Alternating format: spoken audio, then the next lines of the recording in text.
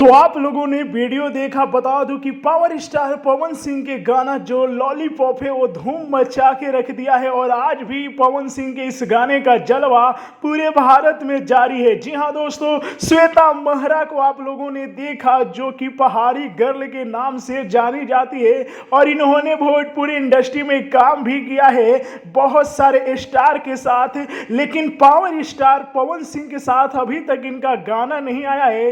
ये चाहती है कि मेरा भी गाना जो कि पवन सिंह के साथ एक आए, इसलिए जो कि लॉलीपॉप पर झूमी हुई है और पवन सिंह को टैग भी किए हैं। जी हाँ दोस्तों, मेंशन भी किए हैं। ये अपने इंस्टाग्राम आईडी से इस वीडियो को शेयर किए। बता दूं दोस्तों कि लॉलीपॉप का जलवा आज भी पूरे भोजपुरी इंडस्ट्री में और पूरे भारत में जारी है। जी हाँ दोस्तों, बता दूं कि ये पहाड़ी गर्ल श्वेता महरा थी जो लॉलीपॉप गाना पर डांस किए हैं और पवन सिंह को मेंशन भी किए हैं। और पवन सिंह को मेंशन करते हुए लिख रही है श्वेता महरा, आए हाय मैं स्टेज पर रहूं और लॉलीपॉप ना बजे, ऐसा हो नहीं सकता।